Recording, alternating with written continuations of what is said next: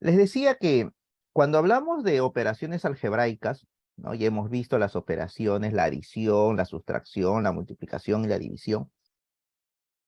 También hay una operación que es algo distinta a las algebraicas, pero también al fin y al cabo es una operación, ¿cierto? Solo que esta operación, como tiene un trato diferente, ¿no? Un trato diferente, entonces su análisis también se lo hace aparte. No es como las anteriores, en donde si queríamos hacer una operación, lo primero que teníamos que ver era la intersección de los dominios, ¿no? De las funciones que se van a operar. En este caso es algo diferente. También tiene que ver con la intersección, ¿cierto? Tiene que ver con la intersección, pero en este caso, básicamente, lo que se hace es que si yo tengo una función que va a producir una salida, la pregunta es, ¿en qué momento esa salida se convierte en la entrada de otra función? Todas las funciones que producen una salida tienen la característica de que esa salida, que viene a ser un número real, pueda ser la entrada de otra función, y obviamente sí, puede. No estamos diciendo que siempre va a ser. Puede ser, ¿cierto? Puede ser. Más o menos la composición en la vida real es como si fuera un proceso consecutivo.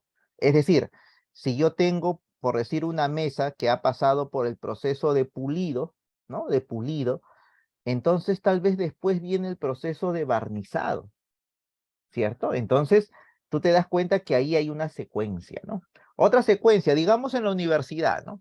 Yo termino mi primer ciclo, ¿cierto? Entonces, ¿qué va a suceder? Que ahora yo voy a entrar al segundo ciclo.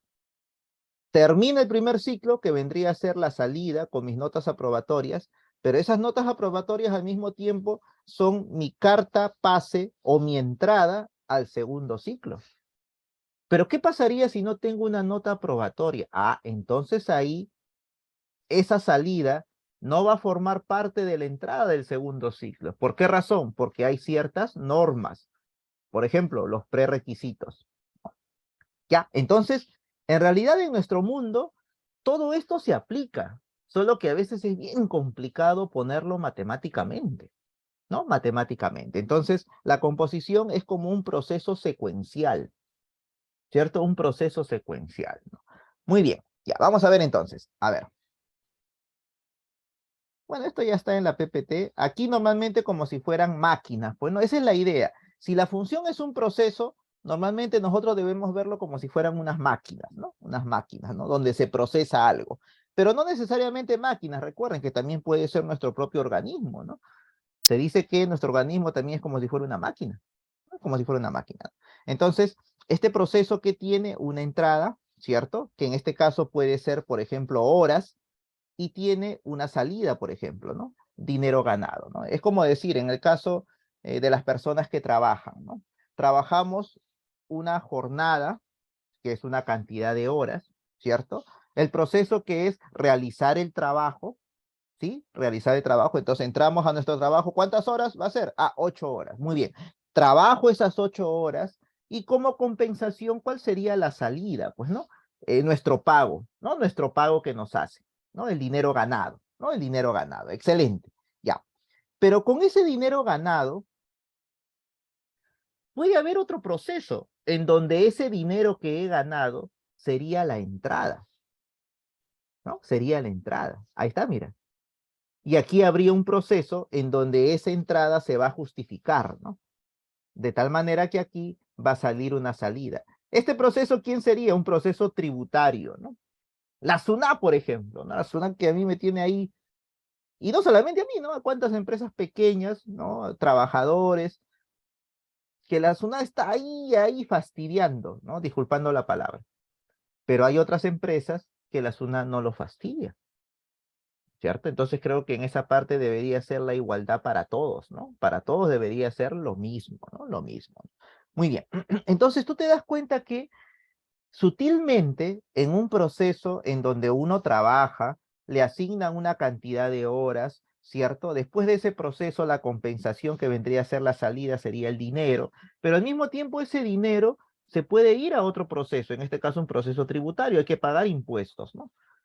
¿Cierto? Entonces, cuando vamos al proceso tributario, ¿cuál es la salida? Pagar tu impuesto, ¿verdad? ¿No? Muy bien. Entonces, esta idea nos dice a nosotros que en realidad cuando trabajamos una cantidad de horas, si nosotros de alguna forma, entre comillas, hacemos consecutivo el dinero ganado en uno solo, ¿cierto? Entonces, si miramos los extremos, el ingreso sería las horas, ¿no? La variable de entrada, y si miramos el extremo final, entonces la variable de salida sería el impuesto a pagar. El dinero ganado es como si fuera una especie de puente, es como si fuera una especie de cadena.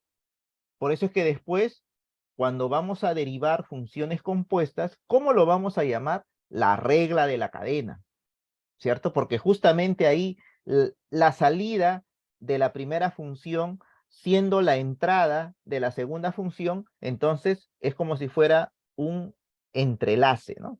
Una cadena, ¿cierto? Por eso es que la regla de la cadena, en realidad, jóvenes y señoritas, es la derivada de la composición de funciones. Eso es lo que más fácil le dicen regla de la cadena, pues, ¿no? De la cadena, ya, muy bien. Listo, ahí está. Entonces, H, ¿qué vendría a ser? H vendría a ser la composición de estos dos procesos, ¿cierto? De estos dos procesos. Y para eso se necesita una notación, ¿no? Una notación. Ya está. ¿Qué deberíamos hacer? Listo. Entonces, ordenar secuencialmente. Es de lo que busca la composición, una secuencia, ¿no? Una secuencia, donde termina uno, empieza el otro, ¿no? Entonces, las horas, ahí está, ¿no? F, el dinero ganado, automáticamente que pase al otro proceso, ¿no? ¿Te das cuenta, no? Como una especie de ensamblaje, ahí nada más, listo. ¿Ya ven?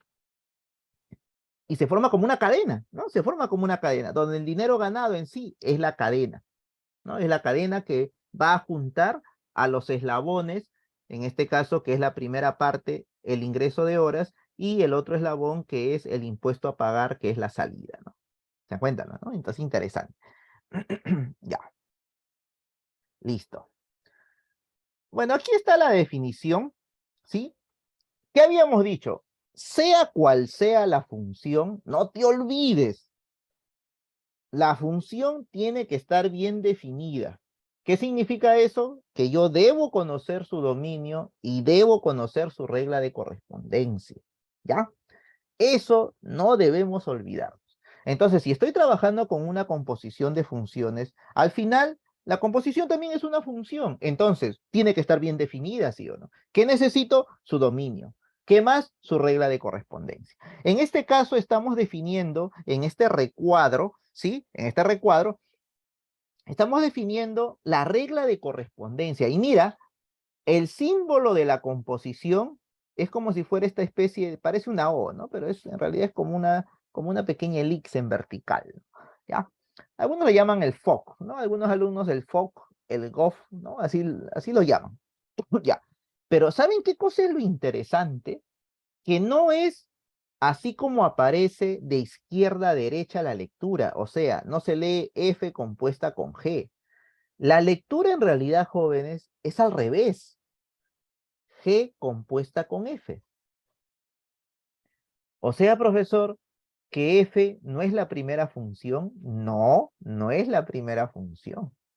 La primera función es G. Tú dirás, ¿y por qué?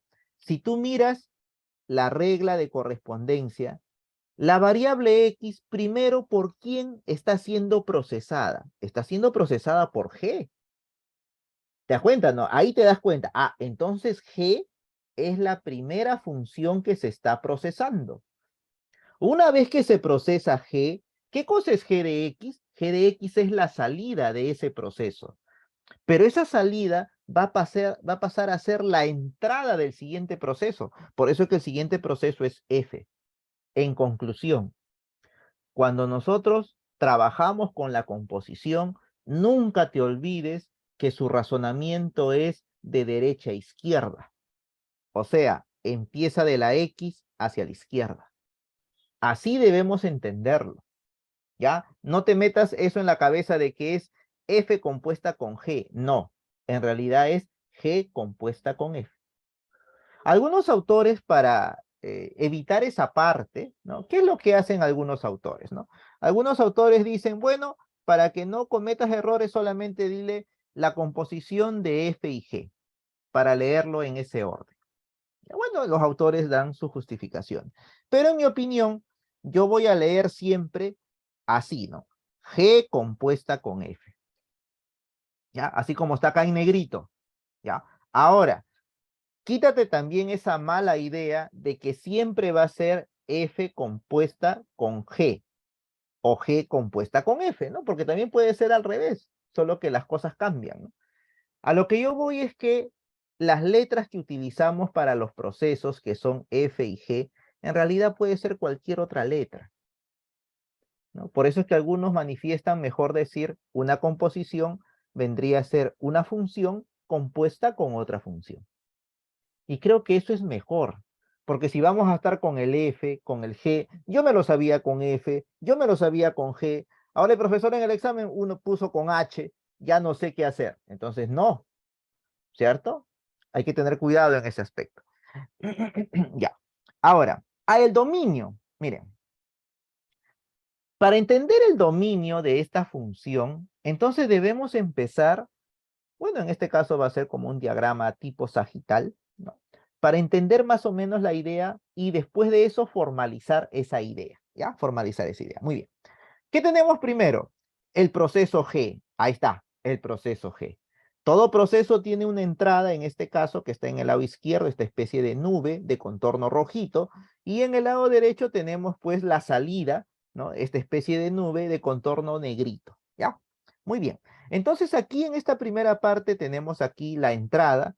Como no sabemos quién es esa entrada, es algo independiente, le ponemos X, ¿correcto? Muy bien. Y después lo procesamos, ¿no? Lo procesamos esa entrada. Listo. Recuerda que todo proceso en general tiene un conjunto de partida, ¿sí? Pero eso no quiere decir que todos los elementos que están en el conjunto de partida nosotros lo vamos a poder procesar. No. Esta X, para que yo pueda procesarlo, ¿dónde tiene que estar? En el dominio, ¿cierto? En el dominio. No es como una raíz cuadrada, ¿sí?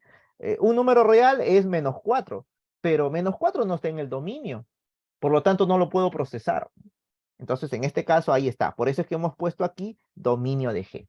Ya nos concentramos en el dominio. Excelente. Entonces ya lo puedo procesar. Muy bien, ya lo proceso. ¿Y eso cuánto sería? G de X, ¿no? El G de X, ya.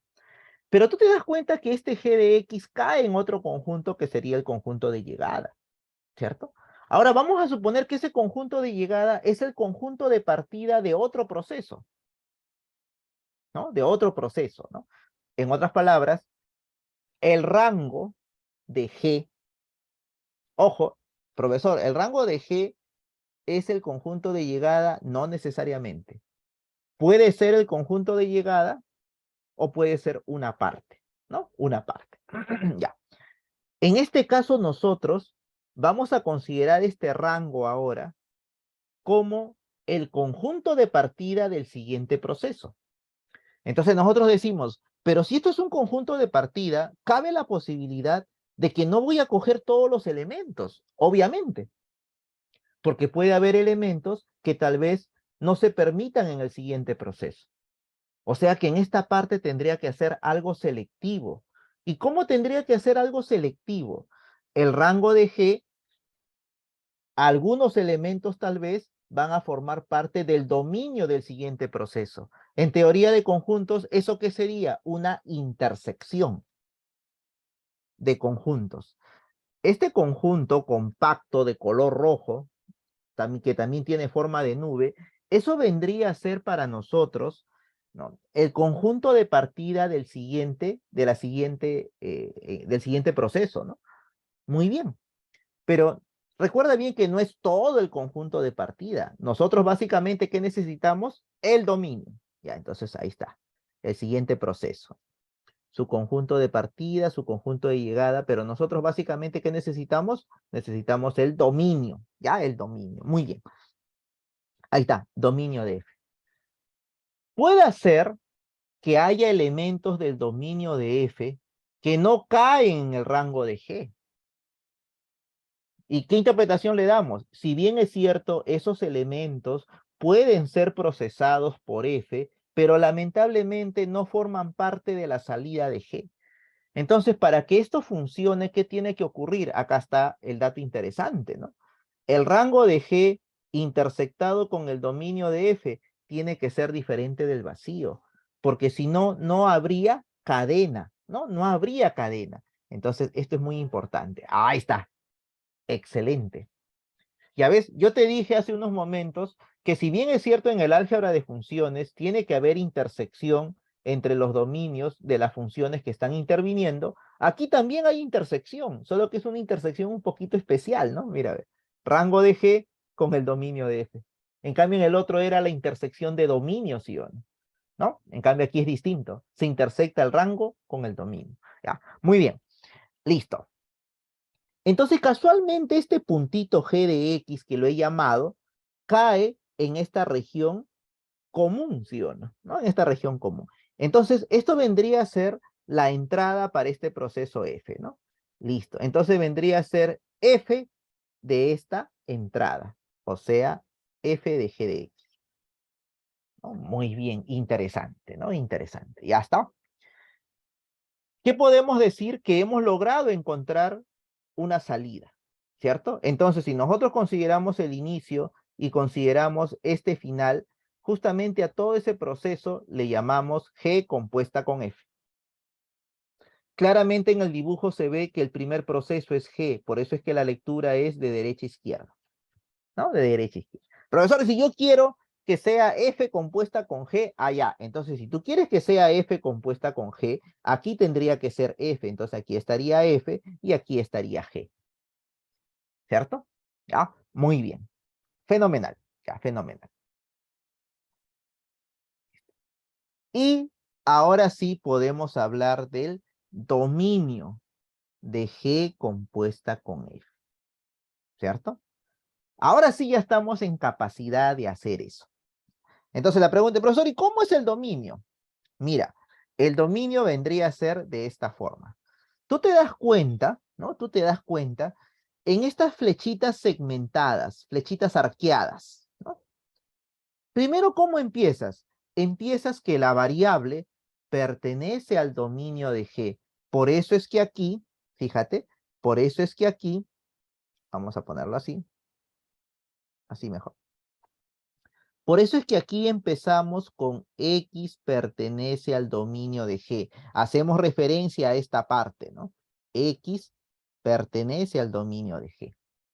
Y tiene sentido porque eso es el inicio, pues, ¿no? Donde trabajamos con el dominio, ¿no? Muy bien. Pero la pregunta es, ¿y con eso es suficiente? No, con eso no es suficiente.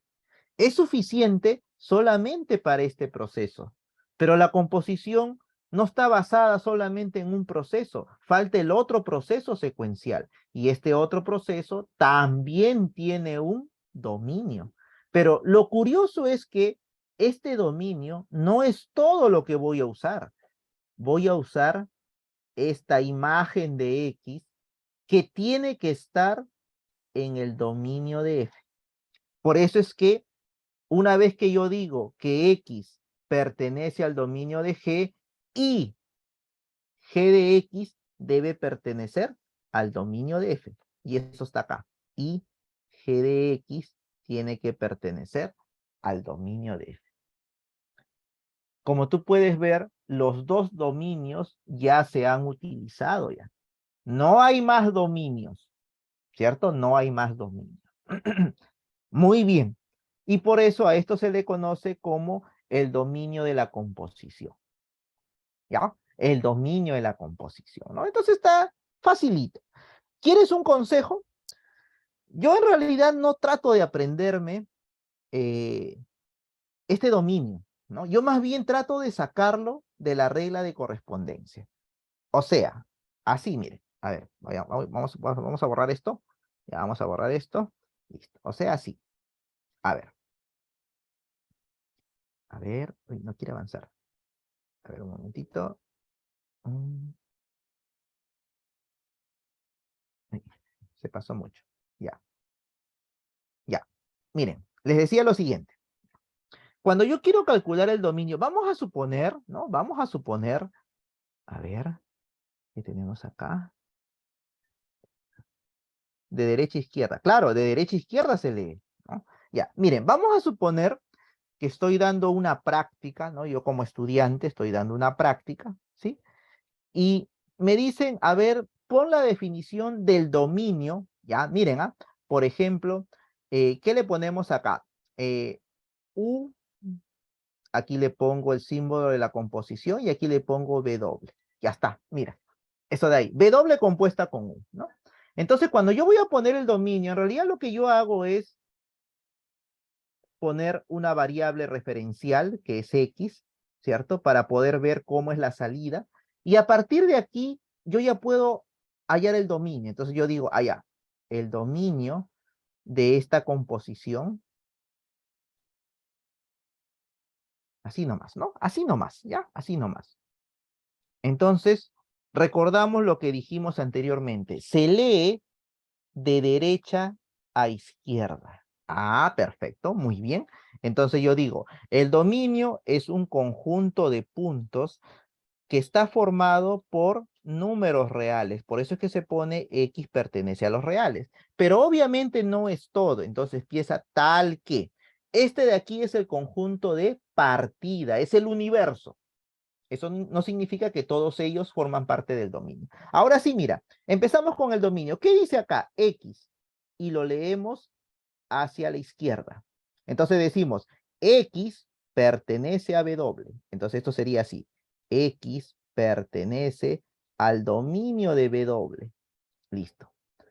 Y si X pertenece al dominio de W, entonces quiere decir que ya puedo calcular W de X.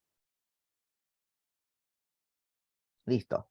Y W de X, para que una vez que lo he calculado, pueda hacer la entrada del siguiente proceso, ¿qué tendría que ocurrir? Tendría que ocurrir que W de X debe pertenecer al dominio de U. Pertenece al dominio de U. Ya está. Tú te das cuenta que el hecho de entender la lectura de derecha a izquierda me ayuda bastante. ¿Cierto? Me ayuda bastante, ¿no? ¿Por qué? Empiezo. Esta variable debe pertenecer a este dominio. Una vez que pertenece, se puede procesar. Y este resultado tiene que pertenecer a este dominio para que se pueda procesar. Y eso es lo que está acá, ¿ves? Debe pertenecer a este dominio. Una vez que pertenece a este dominio, se procesa W de X. Y eso, para que pueda ser evaluado por la otra función, tiene que pertenecer al dominio de esa función. ¿Se dan cuenta, no? O sea, así debemos trabajarlo. ¿Ya? Yo no recomiendo hacerlo de izquierda a derecha. Esa es la verdad, ¿no? Yo no lo trabajo así, ¿ya? Yo lo trabajo siempre en sentido contrario. Es más práctico, ¿no? Es más práctico. Muy bien, listo. Ya, ahora sí continuamos. Ya, esto es teoría, ¿ah? Por eso aquí no estamos haciendo ejercicio todavía, no. Esto es parte teórica, hay que entender bien esta parte, ¿no? Ahí está, ¿ya ves? Profesor, ¿y aquí por qué no han puesto X pertenece a los reales? Bueno, en realidad ya no es necesario ponerlo porque estamos trabajando en los reales nada más, en nuestro espacio vectorial, ¿no? Solamente los reales, ¿no? Cuando hablamos de dominio y rango, ¿no? Por eso es que algunos no lo ponen, pero mi costumbre de matemático yo sí lo pongo, pues, ¿no? Aquí no se ha puesto, pero normalmente cuando resuelvo los problemas yo sí lo pongo. Ya.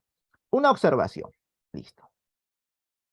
Bueno, esto de aquí es lo que les dije hace unos momentos. Aquí habla de acoplar. Está bien el término, ¿no? Por ejemplo, aquí tenemos el proceso G, la entrada se procesa y la salida, ¿qué cosa es? El doble de lo que ingresa aumentado en 3, ¿cierto? Muy bien, pero podemos tener otro proceso en donde todo lo que ingresa después de ser procesado es ¿quién es su resultado? El cuadrado de lo que ha ingresado. O sea que el proceso es elevar al cuadrado. Muy bien. Si tú te das cuenta, uno podría decir, profesor, pero aquí solamente ingresan X nada más, ¿cierto? Así como acá. No, jóvenes. Esta X no tiene nada que ver con esta X de acá. ¿Por qué razón? Eso es fácil, ¿no? Eso es fácil de ver. Si me dicen a mí, tengo la función f de x igual a x al cuadrado, y a mí me dicen, tengo otra función que es 2x más 3, tú sabes muy bien que esta x no es la misma que está acá. No es la misma. ¿Por qué razón? Porque la variable independiente se puede representar por cualquier otra letra. Aún más, si se representa por la misma letra, ¿cómo te das cuenta que las funciones no son iguales? Su dominio es igual, pero hay una gran diferencia en la regla de correspondencia, ¿sí? Entonces quiere decir que en realidad esta X no es la misma que esta X. ¿Cierto? Por eso hay que tener cuidado ahí, ¿no? Mucho cuidado. Ah, muy bien, interesante. Profesor, pero cuando usted habló de sumar a, esa es otra cosa. Cuando yo hablé de sumar funciones, yo no te dije que estas X son las mismas. Primero, ¿qué tenías que hacer? Intersectar los dominios. Y una vez que intersectabas los dominios, ahí recién la X es la misma para las dos funciones. Mientras tú no intersectas los dominios, tú no puedes decir que esa variable independiente es para ambas. Ya, por eso hay que tener mucho criterio, mucho cuidado, ¿no? Mucho cuidado. Ya está, muy bien. Ahora sí. Entonces aquí pareciera que no hay nada que componer, ¿sí o no? ¿No? Pero si tú te das cuenta, esta salida 2x más 3 puede ser la entrada de esta función. Profesor, pero esto es X. ¿Y qué tiene que ver eso? X solamente representa una variable independiente. No te olvides que en realidad el proceso se puede escribir así. F de lo que ingresa es lo que ingresa elevado al cuadrado. Perfecto, ya está. Supongamos que lo que ingresa yo quiero que sea 2x más 3. Entonces acá le pongo 2x más 3.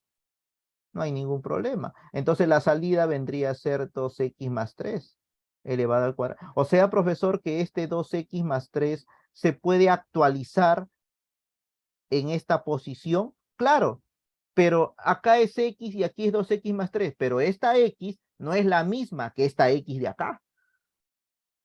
¿Se dan cuenta? No, a eso voy. ¿Ya? Por eso es que normal se puede actualizar.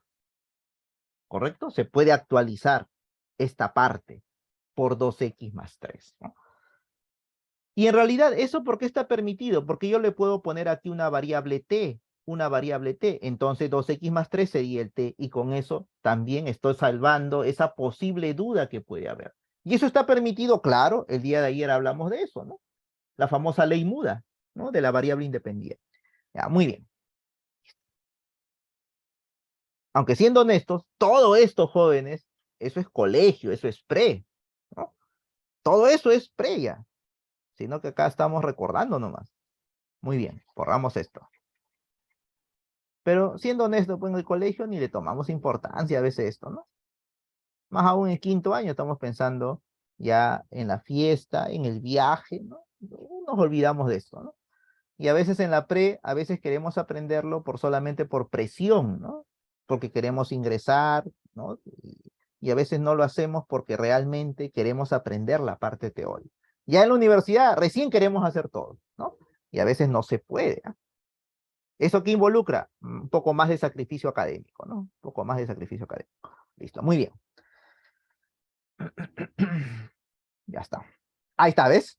Entonces ahí recién nos damos cuenta que a pesar que aquí es 2x más 3 y aquí es x, como no es la misma x, entonces esta salida puede ocupar este lugar de la entrada. Y ahí es donde aparece la famosa cadena, ¿no? La famosa cadena. ¿Ya? Muy bien. Fenomenal. Bueno, estas son propiedades, ¿no? Son propiedades que debemos tener presentes. Por ejemplo, en términos sencillos, la composición de funciones no es conmutativa, ¿no? No es conmutativa. Tú dirás, profesor, ¿y por qué? A ver, te pongo un ejemplo. Un proceso cotidiano que hacemos nosotros. Cuando te levantas, ¿cierto? Ya, vamos a suponer, te bañas. Consecutivamente te vistes, ¿cierto? Ya. ¿Tú crees que puede ser al revés? Primero me visto y después me baño. No se puede, ¿sí o no? Ya, ahí está una justificación de que por qué la composición no es conmutativa. ¿Se dan cuenta, no? O sea, no necesito demostrarlo matemáticamente, ¿no? No necesito demostrarlo matemáticamente para convencerme que esto es verdad. Algunos alumnos se ponen a pensar, ¿y eso cómo lo demuestro? Pero muchacho, joven señorita, muchas de las propiedades, acuérdate bien, se pueden deducir de la manera práctica que nosotros hemos estado haciendo, considerando a la función como un proceso y a la composición como un proceso secuencial. Entonces, los procesos secuenciales no son conmutativos, ¿sí o no? Mayormente los procesos secuenciales siguen la lógica del sí entonces. ¿Se dan cuenta, no? ¿No? Siguen esa lógica del sí entonces. Y el P entonces Q no es lo mismo que Q entonces P. ¿Ya ven? ¿No? Entonces ya está. Listo. Son diferentes. La composición de funciones es asociativa. Es decir, al final, estos tres procesos son secuenciales. Y lo que yo estoy haciendo solamente es decir, ¿no? Primero, ¿podemos operar estos dos? Sí, porque es secuencial. Operado esto, ¿puedo seguir con el siguiente? Claro, no hay ningún problema. Y en el otro, esto es un proceso. Y lo voy a componer, pero aquí hay dos procesos secuenciales, pero no hay problema. Porque al final, él está antes de estas dos secuencias. Y está bien, es como decir, yo estoy en el cuarto ciclo y paso al quinto ciclo. ¿Él quién sería? El primer ciclo. Y está bien. ¿Por qué razón? Porque el primer ciclo, pues, ha sido la primera parte secuencial, pues, ¿no? ¿Se dan cuenta, no? Entonces, aquí, en realidad, juega un papel muy importante esa parte, ¿cierto? Esa parte juega un papel muy importante, la parte secuencial, ¿ya? Muy bien. Excelente, ¿no? Excelente. Estas cosas son maravillosas. Vamos a ponerlo acá. Ya. Tenemos, cuando ya formalizamos las cosas, ¿está bien? Cuando ya formalizamos las cosas, muchas veces tal vez esas cosas que formalizamos, nosotros podemos tratar de mezclarlo con teorías que ya hemos visto anteriormente. Profesor, pero aquí ¿qué tiene que ver esta adición? Pero la pregunta es, cuando tú realizas la adición de funciones, ¿no es otra función? En otras palabras, ¿no es otro proceso? Y si esto es un proceso, ¿puede haber un proceso secuencial? Claro, entonces se puede componer. No hay ningún problema. ¿Se dan cuenta, no? Pero acá vienen las propiedades, pues, ¿no? Propiedad distributiva.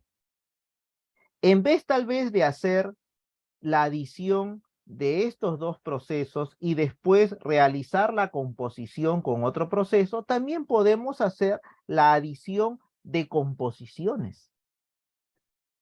¿Se dan cuenta, no? ¿No? Podemos hacer la adición de composiciones. ¿Cierto? Muy bien. Usted dirá, profesor, y si le pongo aquí un menos, no hay problema, acá sería menos, ¿no? Ahí sería menos, ¿no? Sino que normalmente, jóvenes, en los números reales, en realidad, solamente existen dos operaciones, ¿no? La adición y la multiplicación, nada más. Profesor, ¿y la resta? La resta se define como la adición de un número con el opuesto de otro número. Y la división se define como un número multiplicado por el inverso multiplicativo del otro número. Obviamente, tiene que ser diferente de cero, ¿no? El otro número. ¿Se dan cuenta, no? Por eso es que mayormente en las propiedades tú vas a ver el símbolo de la adición y el símbolo de la multiplicación. Mayormente lo vas a ver así, ¿sí o no? ¿No? Eso de ahí, ¿no? ¿Qué dice acá? Profe, G compuesta con F y F compuesta con G son diferentes por el dominio, ¿no? Ah, claro, por eso les decía, ¿no? Si nosotros lo vemos de la manera de nuestro entorno, que les estoy explicando que eso es secuencial, rápidamente concluimos que no es conmutativo. Si lo queremos ver de la parte analítica, claro, el dominio son totalmente diferentes. Son totalmente diferentes los dominios. Profesor, pero puede haber funciones en donde después de haber hecho G compuesta con F y por separado F compuesta con G, ¿pueden ser lo mismo? Sí. pero esas son algunas. Y el hecho de que sean algunas no quiere decir que es algo general, ¿cierto? Algunas pueden cumplir, pero cuando hablamos de propiedades, las propiedades no son existenciales, las propiedades son generales, o sea, para todo, ¿cierto? Para todo, ¿no? Entonces, en ese caso, nosotros debemos tener bastante cuidado. Por eso es que aquí se dice, en general, la composición de funciones es no conmutativa. Habrá algunas que cumplen, está bien, pero esas son algunas, no todas, ¿cierto? No todas cumplen. ¿Se dan cuenta, no? Por eso es que aquí se pone que no es conmutativo, ¿no? En general, ya en general. Aquí, por el dominio, porque, claro, por eso le decía, ¿no? En el caso que tú dices x al cubo y el otro, coincide. Pero esos son algunos casos nada más, no son todos. Por eso es que aquí se pone, en general, son diferentes, ¿no? En general. Listo. Ya. Muy bien.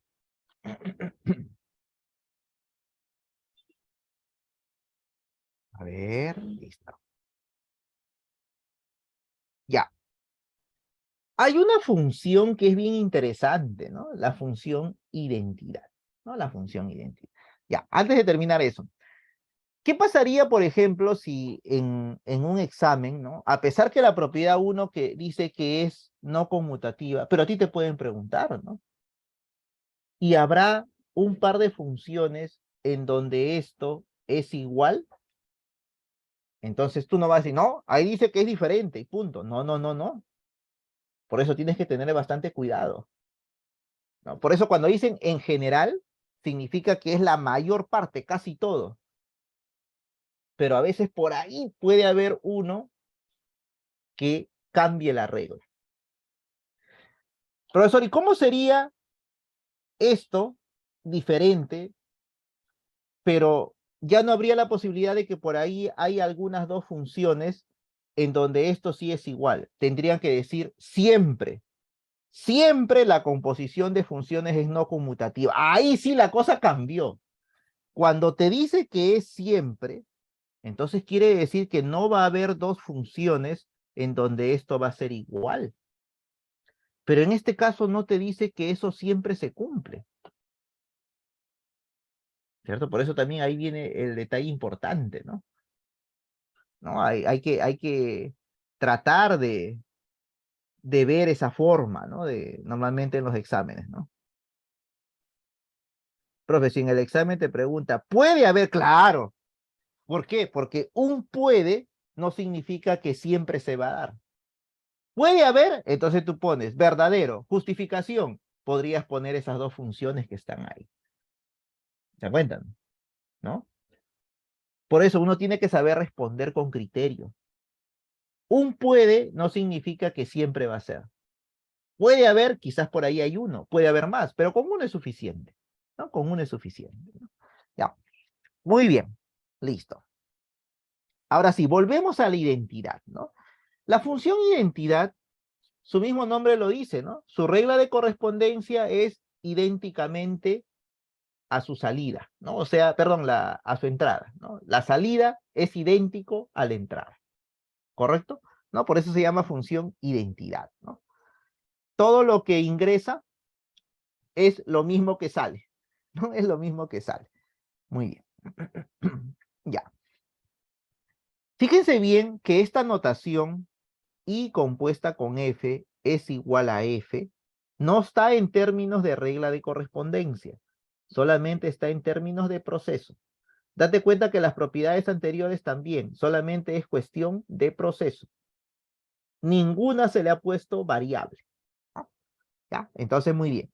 Mira, y esta parte de acá es muy importante porque a partir de aquí, cuando uno ve función inversa, a partir de aquí también se pueden dar ciertas propiedades, ¿no?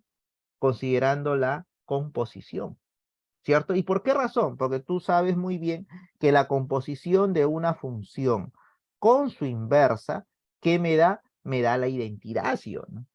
¿No? Me da la identidad, ¿cierto? Me da la identidad. Pero para eso, cuando se habla de función inversa, y para llegar a esa conclusión, primero tenemos que ver que la función inversa también esté bien definida, ¿cierto? O sea, no se trata de calcular por calcular. No te olvides, toda función tiene que estar bien definida.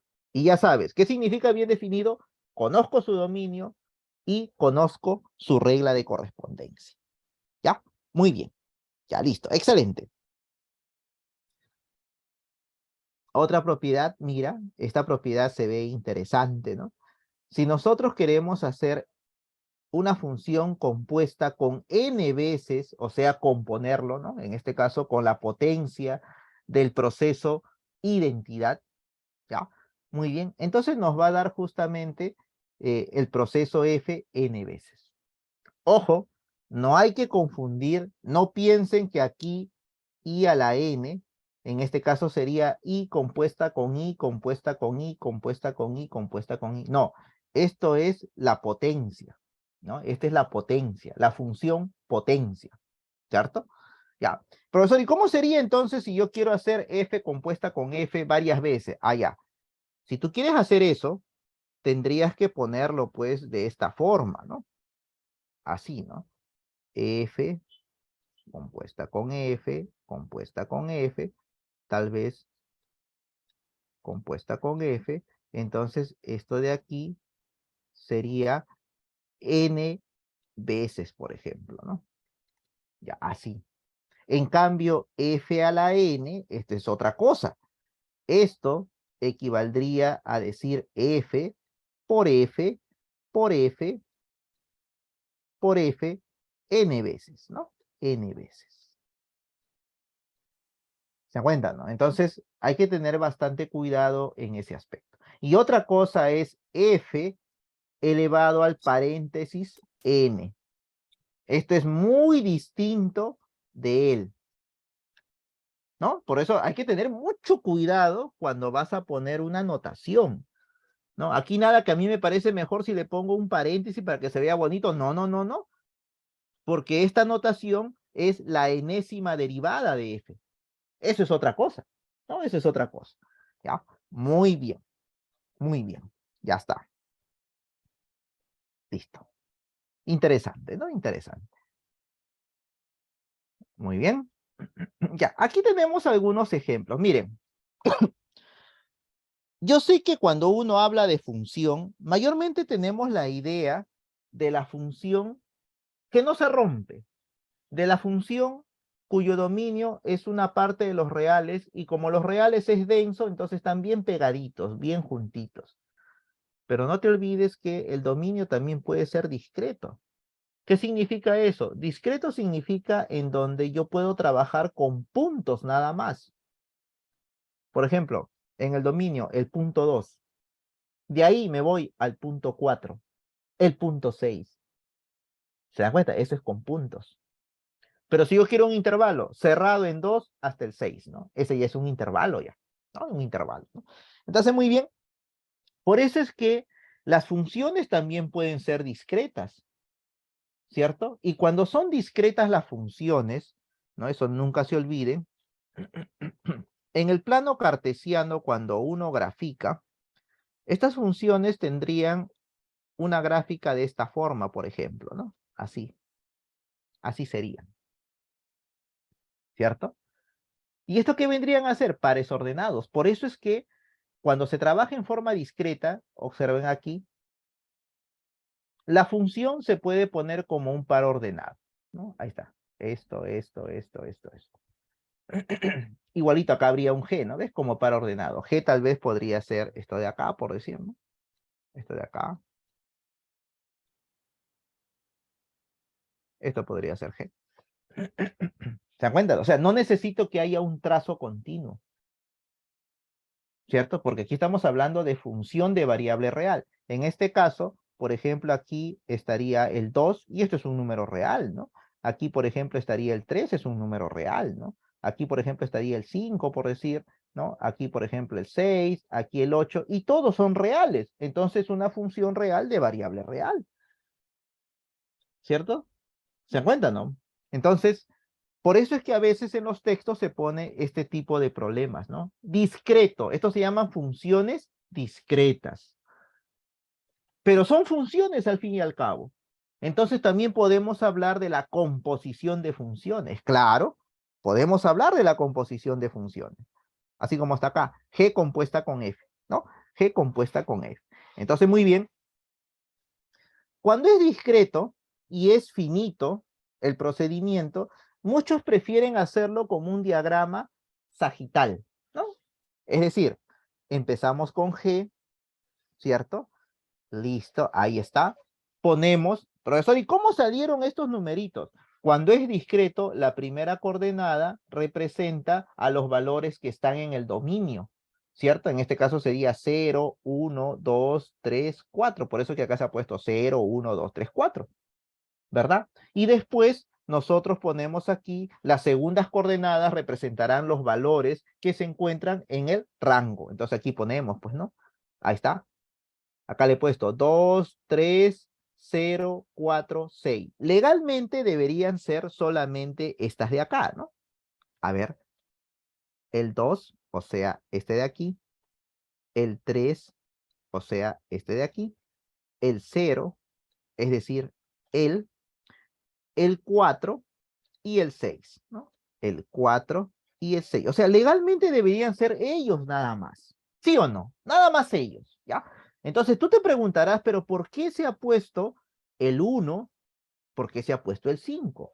Porque voy a hacer una composición y en esa composición va a aparecer el proceso F. Y sucede que el proceso F, sus primeras coordenadas, 1, 2, 3, 4 y 5, tienen que estar en lo que es el dominio de F. Por eso es que cuando vamos acá, aquí tenemos al 1, tenemos al 2, tenemos al 3, tenemos al 4 y tenemos al 5, ¿cierto? ¿Se dan cuenta, no? ¿No? Entonces, muy bien, excelente. Entonces ahí ya está. Yo ya puedo darme cuenta por qué he puesto estos valores en donde le he puesto un check de verdecito, ¿no? ¿Por qué? Ya. Muy bien, entonces definamos G de 0 a 2. ¿Pero qué dice el diagrama sagital? Todo par ordenado se convierte en una flechita, ¿no? Del 0 al 2, después del 1 al 3, así no sencillísimo, ¿no? Del 2 al 0, del 3 al 4 y finalmente del 4 al 6. Perfecto. Excelente, ¿verdad? Excelente. Pero cuando aparece el otro proceso, que vendría a ser F, entonces yo ya te dije que para F necesito esto que está de verdecito. 1, 2, 3, 4, 5. ¿Sí o no? Que vendrían a ser los elementos de su dominio. Ya está. Y ahí estaría el F, ¿no? Ahí está. Entonces cada par ordenado mediante un diagrama sagital se convierte en una flechita, ¿no? Se convierte en una flechita. Entonces aquí voy a borrar esto por el momento y ahora ponemos estas flechitas del 1 al 2, ¿no? Ahí está, vamos a ponerle del 1 al 2, del 2 al 3, del 3 al 1, del 4 al 1, del 5 al 0. ¿Se dan cuenta? ¿No? Pero las flechitas que yo he puesto, fíjate bien, lo he hecho de manera independiente. He trabajado con G solito y aquí he trabajado con F solito. Pero ahora si yo quiero hacer la composición de G con F, entonces tiene que haber aquí una especie de cadena entre la flecha que está a la izquierda con la flecha que está a la derecha. ¿Se dan cuenta, no? Entonces es como decir un puente. Empiezo aquí, llego acá y puedo continuar.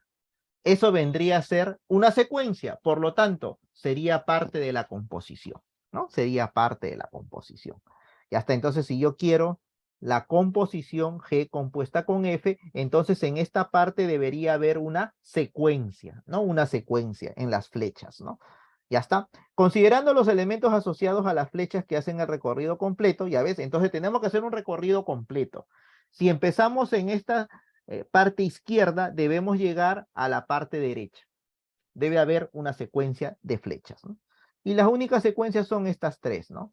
Del 0 al 3. ¿Por qué razón? A ver, veamos. Porque inicialmente del 0 yo llego al 2 y del 2 llego al 3. En conclusión, del 0 al 3 sería la composición. Ahí está. ¿Cierto? Con el 1, a ver con el 1, empiezo en el 1, llego al 3 y del 3 me voy al 1. Conclusión, la composición es del 1 al 1. Perfecto. ¿Cierto? No sucede lo mismo con el 2, porque llego al 0 y a partir de aquí no puedo seguir. ¿Se dan cuenta, no? Pero el 3 sí, mira. Del 3 llego al 4, muy bien. Hay una secuencia, claro, y la secuencia nos dice que vamos a llegar al 1. Por lo tanto, la composición es 3 hacia 1. Perfecto. Ahí está. Y ya no hay más, ¿no? Y ya no hay más. La manera discreta es muy interesante, ¿no? Es muy interesante. En la vida real se podría decir que estos son pueblos, ¿no? Y en este caso hay conexión, hay carretera de este pueblito a este pueblito, por ejemplo, ¿no? Y también hay una carretera de este pueblito a este otro pueblito. Entonces, en conclusión, estos dos pueblos pueden estar comunicados. O sea, ya le doy otro sentido ya, ¿no? Le doy otro sentido a eso, ¿no? Mira, qué interesante, ¿no? Qué interesante. Ya, seguimos. Ya. Ahora sí, vamos a la parte, digamos, claro que seguimos en teoría, pero vamos a esta parte de un ejemplo para entender cómo lo haríamos analíticamente en los ejemplos más complejos. Por ejemplo, cuando hay que justificar, ¿no? Que vamos a hacer después del break, ¿ya? Después del break. Muy bien, veamos este ejemplo. Mire, cuando a ti te digan la composición, tú tienes que tener bien clara la idea, ¿cierto? El enunciado dice bien claro, hallar si existe. O sea, profesor, puede hacer que no exista. Claro, tal vez en el proceso de hallar el dominio de la composición, tal vez suceda que no hay intersección, ¿cierto? Entonces, si no hay intersección, eso sería el vacío. ¿Te das cuenta, no? Entonces ya no tiene sentido trabajar con un conjunto que es el vacío. Aunque el vacío es un subconjunto de los números reales. Pero ¿qué sucede? Carece de elementos, pues no. Carece de entrada, por decirlo así, ¿no? ¿Ya? Muy bien. Ahora sí, seguimos. A ver. Solución. ¿Tú qué vas a hacer primero? ¿No? Si existe esta función, que es la función compuesta, tú ya sabes, el profesor ha dicho que sea la función que sea, tiene que estar bien definida. Y para que esté bien definida, ¿qué hemos dicho? Primero hay que conocer su dominio, ¿no? Voy a conocer su dominio. Perfecto. Por eso es que el primer paso es hallamos el dominio de G compuesta con F. Un consejo, antes de ir al dominio en sí, ¿no? Antes de ir al dominio en sí, porque aquí está, mira, la definición, ¿cierto? A ver cómo está acá. Bueno, aquí lo han hecho directo, ya, acá está directo, ya. Te decía, antes de que tú hagas esto, calcular el dominio de la composición, sería bueno, ¿no? Sería bueno, recomendable, que tú primero empieces con los dominios de manera particular, ¿no? Es decir, aquí debemos tener primero el dominio de F, ¿no? O sea, de las funciones que van a intervenir, ¿sí? Ya, muy bien. Entonces, de esa manera nosotros aquí, si tenemos el dominio de F, significa que está formado por todos los X que pertenecen a los reales, ¿no? Tal que, ¿no? Tal que. Muy bien. No va a ser todos los reales. ¿Por qué razón? Porque para calcular el dominio yo necesito que esto se pueda operar. Y para que esto se pueda operar tranquilamente, 4x menos x al cuadrado no puede ser negativo, o sea, mayor o igual a 0. Eso sí puede ser, ¿no? Ya está. Y ya tengo el dominio. Después, ¿qué hago? Me concentro en esta parte nada más, ¿no? Me concentro en esta parte. Listo. Ya está. Perfecto. Consejo, cuando tú tienes una inecuación, es recomendable que el coeficiente principal del polinomio sea positivo. Ya, es una recomendación. Entonces resolvemos esta parte. Tú dices, muy bien, para que él sea positivo, lo multiplico todo por menos y me va a quedar de esta forma. X al cuadrado menos 4x. Cuando se multiplica por menos, esto es menor o igual que 0, ¿no? Excelente, ¿ya? Muy bien. Es recomendable de esta forma, sea el polinomio que sea, para después poder utilizar el método de los puntos críticos. Siempre y cuando esto sea factorizable. Pues, ¿no? En este caso es factorizable, claro que sí. Factorizamos x y nos quedaría x cuadrado menos 4, pues, ¿no? Y factorizamos x cuadrado menos 4, nos quedaría x menos 2 por x más 2, ¿no? Ya está. Y esto es menor o igual que 0. ¿Se dan cuenta? Ahí está. Oye, ¿qué estoy hablando? X cubos soy yo. No, no, no, no. Aquí estoy, aquí me he equivocado. Estoy pensando que es X cubo. Un lapsus, un lapsus. X menos 4. ¿No? Ya está. Tuve, muchachos, a veces la falta del desayuno, ¿no? Hace que se cometan estas cosas, ¿no? Ya está. Muy bien. Listo, excelente. Entonces, ahora sí, ya puedo aplicar mi método de los puntos críticos, ¿no? Listo. Punto crítico, 0. Este factor, punto crítico, 4. ¿No? Ya está. Y podemos trabajar con el método de la serpiente si tú deseas. No hay ningún problema. Algunos hacen su serpiente así. No hay ningún problema. Lo importante es que aquí siempre va a ser positivo, ¿no? Positivo. Negativo, positivo. ¿Por qué? Porque cada uno de los factores tiene potencia impar, ¿no? Tiene potencia impar.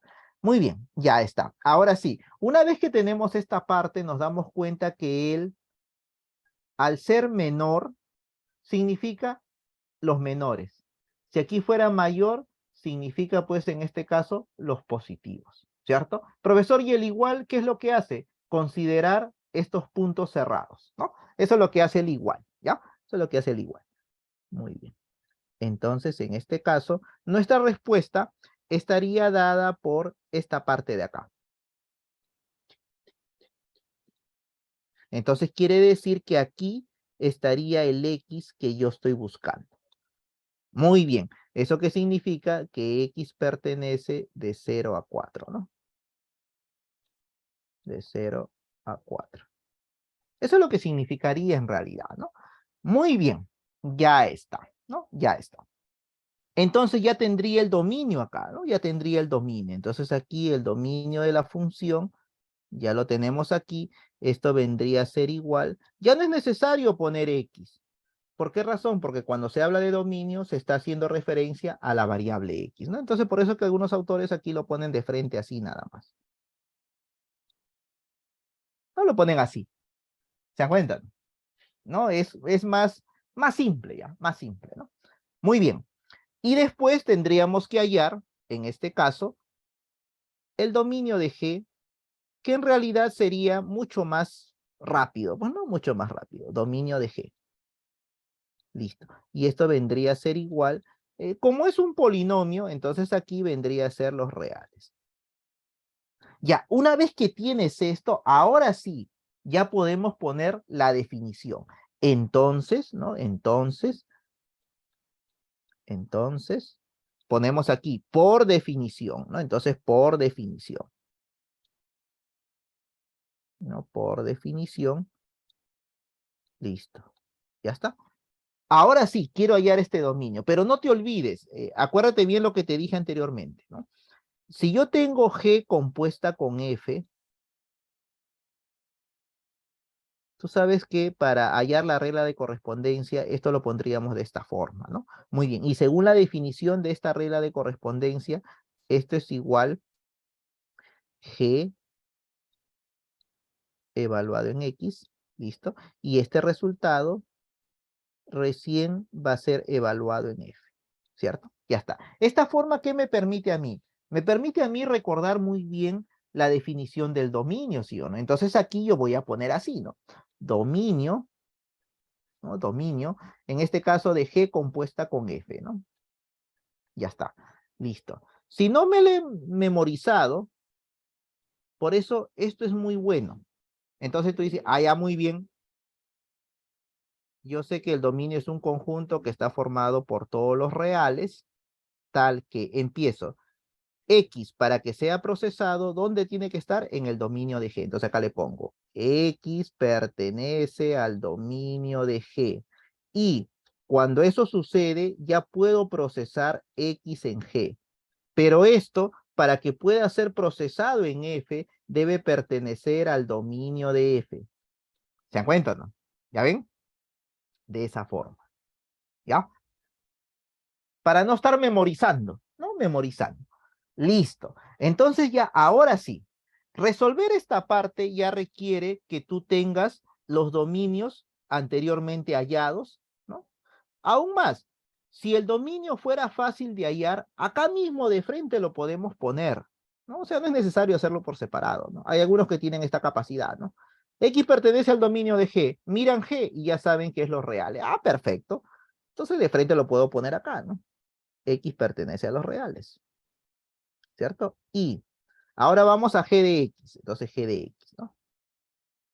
¿Quién es G de X? G de X es X menos 2, entonces lo ponemos así. X menos 2, ¿no? X menos 2. Ahí está, ¿no? Y X menos 2 pertenece al dominio de F, entonces aquí pongo pertenece al dominio de F, ya está. ¿Y el dominio de F dónde está? Acá está. No puedo hacer rápido porque esto es un polinomio cuadrático, ¿no? No ha habido mucho que hacer casi, está directo. A veces el problema de ponerle X pertenece de 0,4, a veces genera una duda cuando lo ves acá, pero acá dice X menos 2 y acá es X. Por eso es recomendable mejor ponerlo así, sin X. Ya, por eso es recomendable. Esto mayormente es un conjunto solución, por eso es que se le pone así. Pero el dominio de la función no estamos hablando en sí de un conjunto solución ya. Estamos hablando justamente de los valores permisibles para poder operar en esta parte de la regla de correspondencia, ¿no? Y eso se pone justamente de esta forma, en intervalo. Ya no se menciona la variable porque cuando hablo del dominio se sobreentiende que es de X. No, por eso es que aquí es mejor ponerlo así, de tal manera que esto sería de 0 a 4. ¿Ves? Interesante, ¿no? Ahí está, mira. Bueno, aquí no hay nada que hacer. X pertenece a los reales, ¿no? Pero aquí yo necesito despejar X. Despéjalo. Si aquí es menos 2, a este extremo, ¿cómo sería? Más 2. 0 más 2, 2. Pero me falta este extremo, despéjalo. Si aquí es menos 2, en este extremo sería más 2, 6. Ya está. Listo, se acabó. Ahora sí, aquí tengo X y aquí tengo X, ahora sí puedo intersectar. Pero como esto es el universo, proposición, ¿no? Si tenemos el universo intersectado con un subconjunto, por decirlo así, entonces era el subconjunto. A nivel de proposición, si tenemos una tautología intersectado con una proposición, es la misma proposición, ¿no? ¿Cierto? En este caso tenemos aquí estas dos proposiciones, esto va a ser como una especie del universo, ¿no? Es tautológico, y en cambio él es una parte de este universo. La intersección siempre sería la parte. Entonces, aquí tendríamos que X pertenece, ¿no? Pertenece 2 al 6. Ya está. Y por lo tanto, el dominio de la función, voy a ponerlo así, ¿ya? G compuesta con F, simplemente sería, en términos de intervalo, en este caso sería del 2 al 6. Mira, y con eso ya tengo el dominio, ya. ¿No? Ya tengo el dominio, ¿no? Muy bien. Fenomenal, ¿no? Fenomenal. ¿Y ahora qué me falta? La regla de correspondencia, pero la regla de correspondencia ya es más fácil, ¿no? Porque aquí tendría g de x, que sería x menos 2, y cuando quiero ponerlo en el f, solamente tendría que actualizar esta parte, ¿no? Entonces aquí le vamos a poner aquí la regla de correspondencia, ¿no? Entonces vamos a ponerle de una vez su regla de correspondencia. G compuesta con f. Listo, muy bien. Entonces, esto vendría a ser igual, ya está. Por definición, ya sabemos que primero evaluamos G en X y este resultado después lo evaluamos en F, ¿verdad? Eso es lo que hacemos, pues, ¿no? Listo. Entonces, aquí tendríamos que F tendría que ser evaluado en G de X. Acá G de X es X menos 2, ¿no? Muy bien. Esto sería la entrada. Entonces, en este caso, este proceso hace que esta entrada sea operada por la raíz cuadrada de 4 veces la entrada menos la entrada al cuadrado. Entonces, lo que hacemos es eso, pues, ¿no? Este proceso, ¿qué es lo que va a hacer? Va a operar con esta raíz cuadrada. ¿Qué es lo que va a operar? 4 veces la entrada, 4 veces la entrada, menos la entrada elevado al cuadrado. Ya está. Listo. Ya tenemos el dominio y ya tenemos la regla de correspondencia. ¿Ya ven? Entonces, así se tendría que hacer analíticamente, ¿no? Analíticamente, ¿verdad? Muy bien. Listo. Ya, aquí también está resuelto, ¿sí? A ver, aquí está resuelto. A ver. Sí, ahí está la definición. Bueno, aquí está más directo, ¿no? Ahí están los reales y ahí está lo que les decía, ¿no? X menos 2 de 0 a 4, ¿no? Listo. Necesito que aquí esté despejado X para poder hacer la conjunción con el otro, ¿sí? Con el otro. Entonces ya está. Ah, bueno, acá se ha puesto directo, ¿no? Directo. Eso es lo malo a veces en las PPT jóvenes. Más que todo por cuestión de espacio, siempre los profesores omitimos algunas cosas, ¿no? Pero ya en la clase virtual explicamos, ¿no? Explicamos. Eso vendría a ser el dominio, ¿no? Muy bien. Ya está. Ahí está la definición, mira, ¿no? Lo que te estaba diciendo. Ahí está, ¿ves? Y así tú quieres, puedes elevar esto al cuadrado, simplificarlo, eso si tú quieres, no es obligatorio.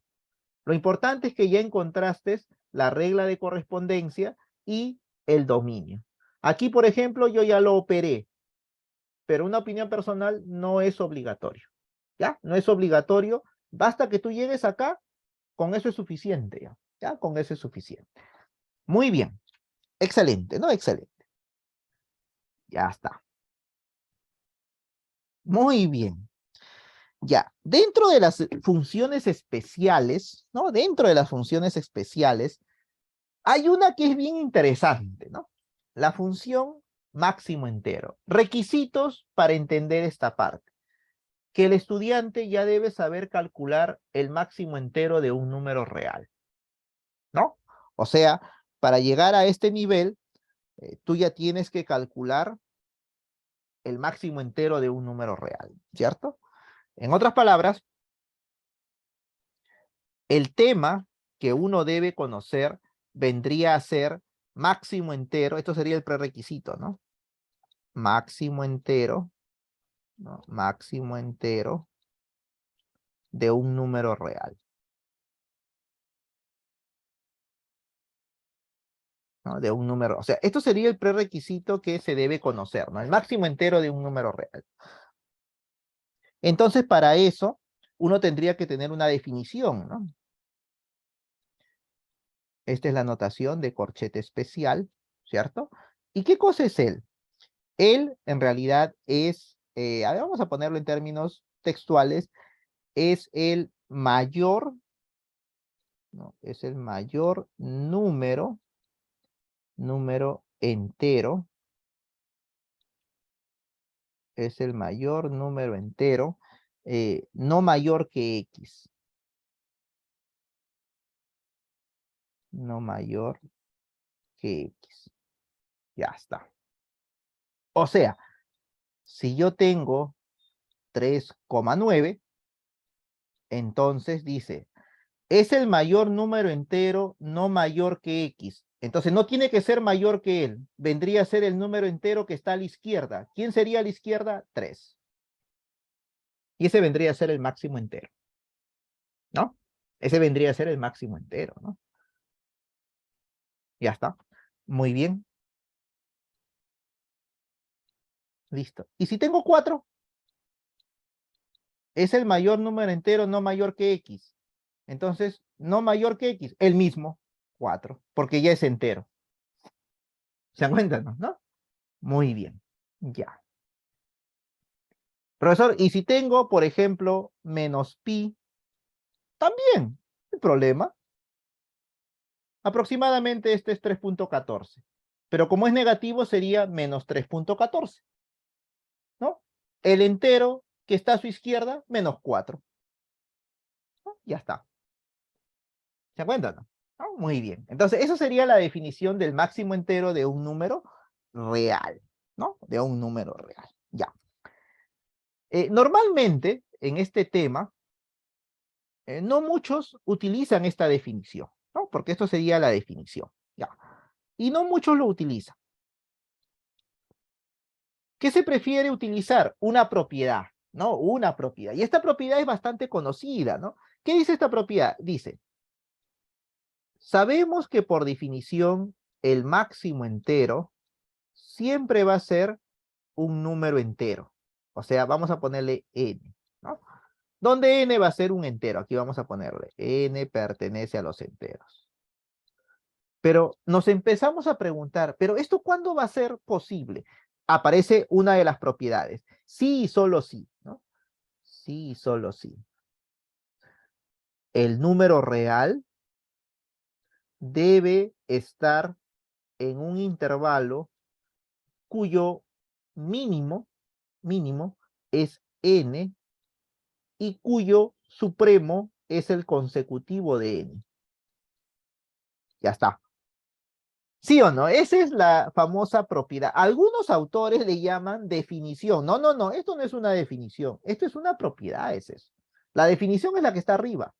El máximo entero de X es el mayor número entero no mayor que X. Esa es la definición. Sino que a veces no se entiende, ¿no? En términos simples, si es entero, es el mismo.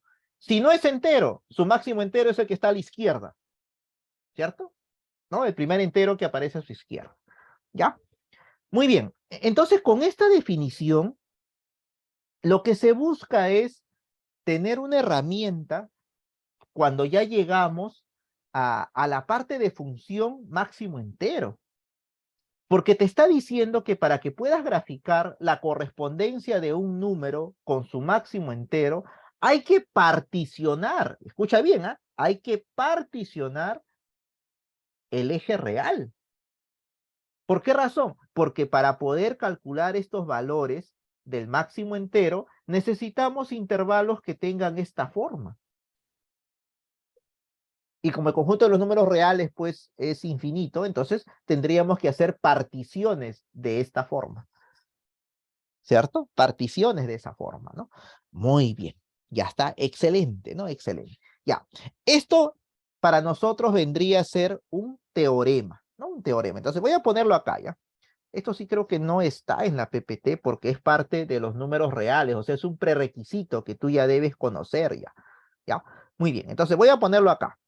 Tal vez no te acuerdas, entonces vamos a ponerlo acá. En realidad esto es un teorema. Voy a ponerle acá, teorema. Este es un teorema. Este es un teorema. Como es un teorema, hay que ponerlo de manera precisa, ¿no? De manera precisa. A ver, vamos a ponerle aquí. Para todo X que pertenece a los reales, ¿cierto? Ahí está, ya estoy definiendo esto, es cualquier número real. Ahora me falta definir el y n pertenece, pero por definición este resultado también sabemos quién es, ¿no? Es un entero. N pertenece a los enteros, ya está. Entonces se va a cumplir esto de acá. Voy a ponerlo así, para que se vea bonito. Muy bien, listo. Excelente, Sion, ¿ya? Y mejor trabajo con esto. Entonces, si yo quiero hallar, ¿no? Si yo quiero hallar el máximo entero, ¿no? Por ejemplo, en este caso de, a ver, le ponemos raíz de 2. Entonces, ¿cómo funciona esto? Bueno, no me acuerdo tal vez cómo es esto, pero este sí, solo sí me dice, no te preocupes. Raíz de 2, ¿entre qué números positivos está? Que sean consecutivos, ¿no? Ahí está. ¿No? En este caso, porque raíz de 2 es positivo, entonces aquí voy a poner un positivo. Raíz de 2 es 1,4 aproximadamente, ¿no? Entonces aquí 1,4 está entre 1 y 2. Ya está. Entonces, gracias a este sí y solo sí te dice que el máximo entero es el que está a la izquierda. Entonces, si esto es 1, entonces esto será 1. ¿No? Así funciona. Por eso es que yo te dije, ¿no? Mira el que está a la izquierda. ¿no? El entero que está a su izquierda. ¿Se dan cuenta, no? Justamente es por este detalle, ¿ya? Muy bien, excelente, ¿no? Excelente, ya está. Listo. Ahora, voy a borrar esta parte de acá para meternos de llenos al teorema, ¿ya? Y ojo que con esta parte también hay corolarios que después cuando veamos límites con máximo entero, ahí nos va a servir bastante, ¿no? Ahí nos va a servir bastante. Esto de aquí voy a borrar. El teorema sí me interesa, ¿ya? El teorema sí me interesa. Listo, ¿no? Excelente, ya. Esto, a ver, esto de acá, esto de aquí, lo voy a poner acá. Aquí lo voy a poner, ¿ya?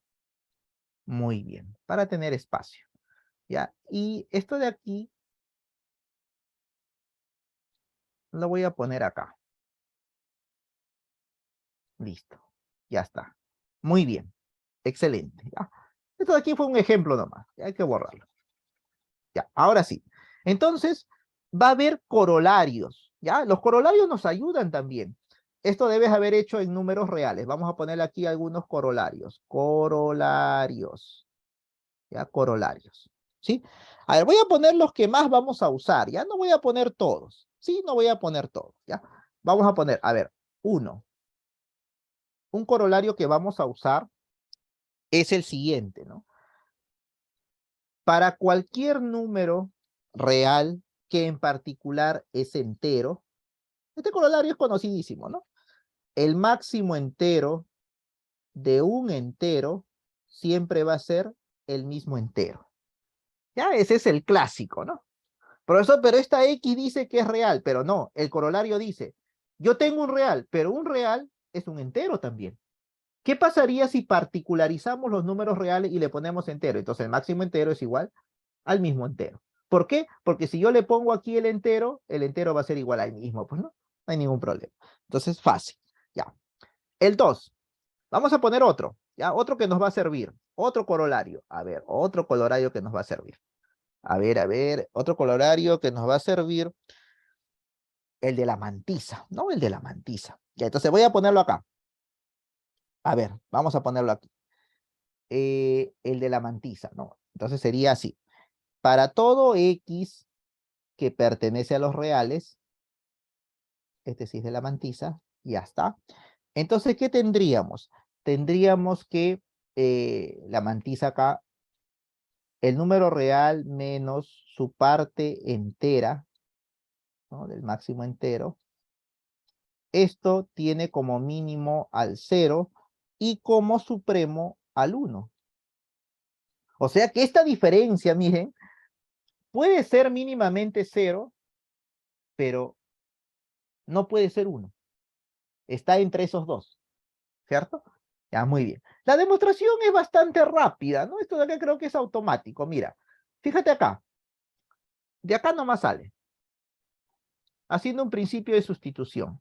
¿Quién es n? N es máximo entero de x. Entonces acá le ponemos pues máximo entero de x, ¿no?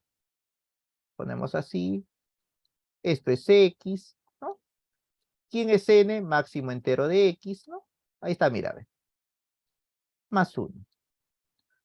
¿Qué hacemos? Le quitamos el máximo entero. A todo le quitamos el máximo entero. Entonces acá sería 0. ¿No? A esto de aquí le quitamos el máximo entero, ¿verdad? Le quitamos el máximo entero, ¿listo? Muy bien. Le quitamos el máximo entero y esto sería 0, ¿no?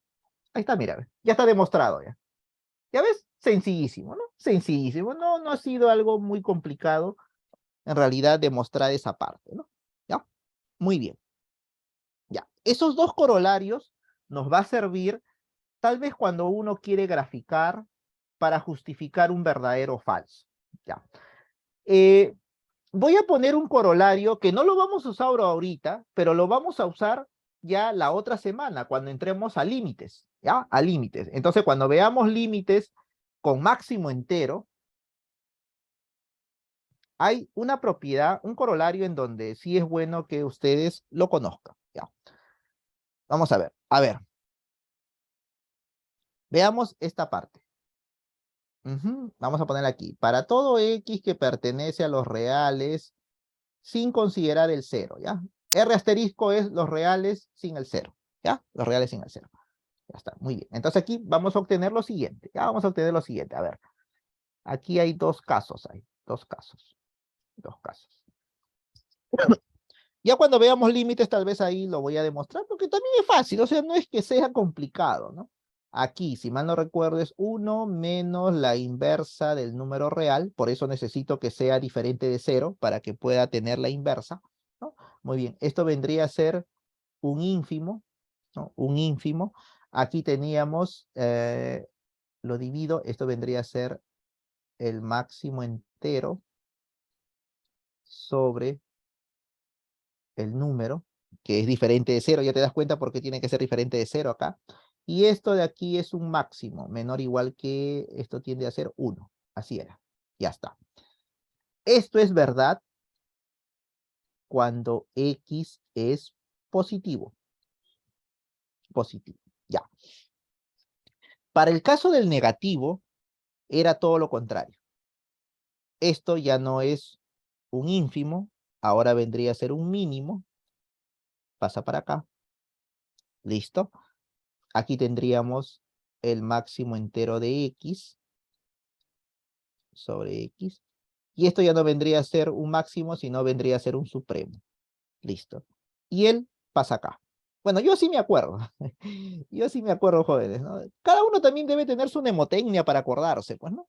Para no estar escribiendo o memorizando, ¿no? Entonces, con las mnemotecnias es fácil, ¿no? Basta aprenderse uno nomás, el de arriba. El otro ya lo puedes sacar con mnemotecnia. Pero obviamente la demostración no es con mnemotecnia, ¿no? Date cuenta que X es un número real diferente de 0. Por eso que aquí está, cuando es positivo y cuando es negativo. ¿Cierto? ¿No? Muy bien. ¿Y eso por qué se da? Es que, si tú te das cuenta, cuando tú tienes un número negativo y lo multiplicas a una desigualdad, cambia, ¿cierto? Cambia la desigualdad. Pero cuando es positivo, no cambia, pues no. Por eso es que se tiene que separar estos dos, ¿cierto? La demostración, bueno, la demostración en realidad, jóvenes, no es, digamos, difícil, ¿no? ¿Dónde tendría que darse ese caso en realidad para que tú puedas hacer la demostración, ¿no? La demostración puede ser a partir de acá, mira. ¿Por qué? Yo necesito el máximo entero, ¿cierto? Y necesito dividirlo entre X. Entonces, ¿dónde está eso? De la mantisa lo puedo hacer, ¿no? Por ejemplo, ¿qué hago? De la mantisa hago que esta X, por el momento, esté en el lado izquierdo y esté en el lado derecho, y acá me queda menos, ¿no? El máximo entero de X, después todo lo multiplico por menos para que aquí me quede positivo, y después todo lo divido entre X, ¿cierto? Pero cuando voy a dividirlo entre X, tengo que tener cuidado, pues, ¿no? Porque si lo divido entre un negativo, entonces va a cambiar la desigualdad. Pero si lo divido entre un positivo, no cambia la desigualdad. ¿Te das cuenta, no? Ese es el detalle. Ya, ese es el detalle. Ya, en todo caso, cuando lleguemos al límite, si deseas, hacemos la demostración. Pero ya te di la idea ya. Se parte del corolario 2 para llegar al corolario 3. En el corolario 2 dice todo número real, pero el corolario 3 exige que no esté el 0. ¿Ya? Acá está, ¿ves? X mayor que 0, X menor que 0. Muy bien, ya. Listo. Perfecto. Ya, y ¿qué más? A ver, esto es números reales, ¿sabes? Esto de aquí todavía no es función máximo entero, esto es números reales. Vamos a poner un teorema más. Claro, un teorema más. A ver, vamos a poner acá un teorema. Entonces vamos a llamarle a este teorema 1, ¿no? Teorema 1. Este teorema 1. Vamos a ponerle teorema 1. Ya está. Teorema 1. Y aquí vamos a ponerle teorema 2. ¿Ya? Teorema 2. Teorema 2. Ya está. Excelente, ¿no? Excelente, ya. Muy bien. En el teorema 2 es uno conocido por ustedes, ¿no? Uno conocido. A ver, ¿qué pasa si tenemos para todo, bueno, X que pertenece a los reales, bueno, eso ya lo tenemos ya, y para todo número entero? Ya, esto de acá es conocido por ustedes, ¿no? Si yo tengo el máximo entero de un número real más un número entero, entonces nosotros podemos expresarlo de la siguiente forma, ¿no? Máximo entero del número real más, es como que este entero saliera, ¿no? Del máximo entero, ¿no? Muy bien. Eso solamente se puede hacer cuando este número es entero. Si esto fuera fracción, ni se te ocurra hacer esto. ¿Correcto? Ya, por eso hay que tener bastante cuidado. Las hipótesis de los teoremas, de los corolarios, para nosotros no están por las puras. Ya, debemos ser bastante conscientes que hay que obedecer lo que pide, ¿no? Lo que pide. Ya, muy bien. Ya, podría hablar de más cosas del máximo entero, ¿cierto? Pero en realidad esto ya ustedes deben conocerlo, ya, porque este tema es números reales, ¿no? Números reales. Muchas de estas propiedades lo vamos a usar ahora en la función máximo entero, ¿no? En la función máximo entero, ¿ya? Muy bien, ahora sí, ya, vamos a ver la parte de función máximo entero. A ver, vamos a ver. Ya, esto de aquí, perfecto. Vamos a borrar esto para continuar, ¿ya? A ver, esto lo vamos a poner nuevo. Ya, nuevo. Ahora sí, máximo entero. Ahí está, ¿ves? La función máximo entero va de R hacia R. Recuerda que R es el conjunto de partida y ahí está incluido el dominio. Listo. ¿Qué nos dice esta función? Que es una correspondencia entre un número real y su máximo entero. ¿Cierto? En otras palabras, esa correspondencia, ¿cómo se transmite? El ingreso, o sea, la materia prima, es el número real. ¿Correcto? El proceso es el máximo entero, ¿no? O sea, voy a calcular el máximo entero. Y la salida es justamente ese valor que representa el máximo entero, que vendría a ser a través de este símbolo, ¿cierto? Ese proceso, ¿cómo lo voy a hacer? Con el teorema que ya les expliqué anteriormente, ¿no? El que más se usa, ¿no? Con el que más se usa, el teorema 1, ¿no? El teorema 1. ¿Ya? Muy bien. Ya está. Dominio, los reales. Todo número real tiene un máximo entero. El rango, lamentablemente, no. ¿Cierto? ¿Por qué? Porque el rango siempre va a ser un entero, por la definición de máximo entero. Muy bien. Listo. Ahí está. Recuerda que el f de x es el y si y es máximo entero, por definición de máximo entero, siempre es un entero. Por eso que acá está, ¿ves? Y igual siempre va a ser un entero, ¿no? Ya está. La gráfica, ahí está lo que te decía. Para hacer la gráfica es donde se usa primordialmente el teorema 1. Ahí es donde juega un papel importante, ¿no? Ahí está.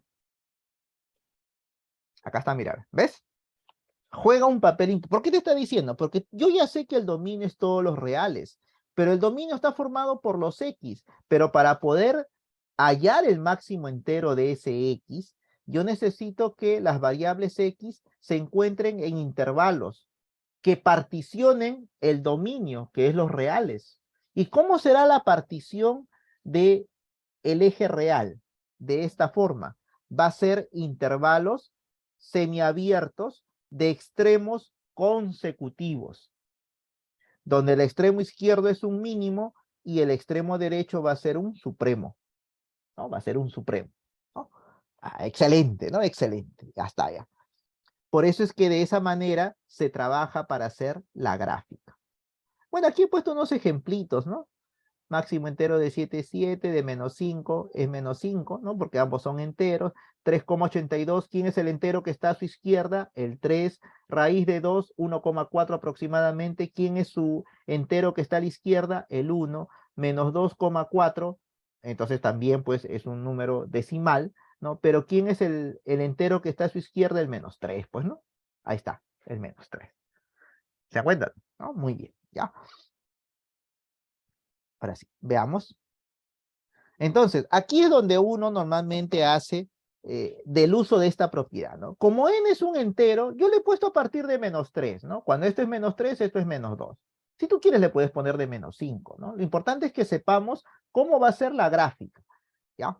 Entonces, cuando esto sucede, el máximo entero, ¿quién sería? Este lado izquierdo. En este caso, -3 que está de negrito, ¿no? Ahí está, ¿ves? Entonces, f de x es -3. ¿Por qué no lo pone el profesor máximo entero? Acuérdate que el máximo entero es f de x. Por eso lo estoy poniendo. F de x es igual a -3. Quiere decir que para cualquier x que esté en este intervalo, su máximo entero siempre es -3, ¿no? Muy bien. Ya. Y lo podemos graficar, ¿no? X de -3 a -2. Entonces nos vamos ahí, de -3 a -2. Ya está. Acá sería, ¿no? ¿Cuánto vale la imagen? -3. Entonces en -3 nos vamos hasta la imagen -3. ¿Por qué lo cerramos? Porque en -3 es cerrado, ¿sí? Es cerrado. Esta función es una función constante, su gráfica es una línea horizontal. Pero cuando tenemos este intervalo, entonces su gráfica es un segmento de recta, ¿no? Segmento de recta horizontal. El -2, ¿por qué lo pongo abierto en la gráfica? Porque aquí el -2 también está abierto, es un supremo, ¿no? Es un supremo. Entonces aquí el segmento de recta es de esta forma, ¿ves?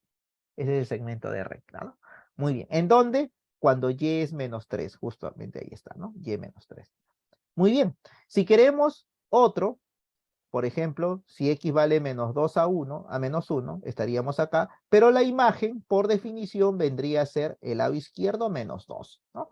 Entonces, la gráfica estaría en esta parte. Este extremo cerrado y este extremo abierto. Ahí está. Listo. ¿Se acuerdan? No es facilito, no es facilito, ya. Y después podemos continuar, ¿no? Cuando es -1, estaríamos acá. Y aquí, abierto. Listo. Cuando es 0, estaríamos aquí en el mismo 0. Y aquí 1. Listo. Cuando es 1, estaríamos acá. Y aquí abierto. Y se va formando como una escalerita, pues, ¿no? Como una escalerita. Ya está. Miren, lo que he trazado como línea segmentada no forma parte de la gráfica. O sea, esa es la gráfica. ¿Está bien? Esa es la gráfica. Pero yo, ¿por qué he puesto esta línea segmentada? Por una sencilla razón. Mira, ¿qué pasa si a esta función le quitas el máximo entero? Si tú le quitas, te estaría quedando la función identidad, ¿sí? Y justamente la función identidad es la que he puesto aquí, mira, de manera segmentada. O sea, ¿eso qué nos da a entender? Que si nosotros quitamos el máximo entero, la gráfica que se obtiene es como una especie de frontera, de una referencia. ¿No? Como en este caso, mira, ¿ves? Esta recta en 45 grados es como una referencia. ¿Para quién? Para estos puntos cerrados, mira. O sea que los puntos cerrados se encuentran en la recta y igual x. Y curiosamente la gráfica, que es tipo escalera, siempre se grafica tomando como referencia esta recta hacia el lado derecho. ¿Y cuánto avanza? Una unidad. ¿Se acuerdan? ¿No? Ese es un dato muy interesante, ¿no? Es un dato muy interesante. ¿Se dan cuenta? Que a veces no se pone en los libros, pero en realidad nosotros debemos tener claro que hay conocimientos que si el libro no lo pone, eso no significa que tú no te puedes dar cuenta. Tú te tienes que dar cuenta. Ahora, cuando tú veas un libro, me gustaría que tú como estudiante digas, ya, acá el libro ha puesto muchas cosas, pero tal vez hay algo que yo puedo ver que en el libro no está, ¿no? Y uno empieza ahí a mirar, pues, ¿no? Y es así como muchos estudiantes a veces también descubren sus métodos prácticos, ¿no? ¿Cierto? Muy bien, listo, ya está. Entonces, por el momento, yo le he puesto segmentado porque es algo referencial. Ya, no se olviden eso, es algo referencial, no es que forma parte de la gráfica, ¿no? Ya, hay que tener cuidado ahí. Entonces, borramos esto. Listo. La gráfica solamente sería sin la parte segmentada, pues, ¿no? Ya está, ¿ves? Ahí eso es y igual x, ¿no? Y igual x, ¿ya? No se olviden que su gráfica es esta nada más. Esa es la gráfica del máximo entero.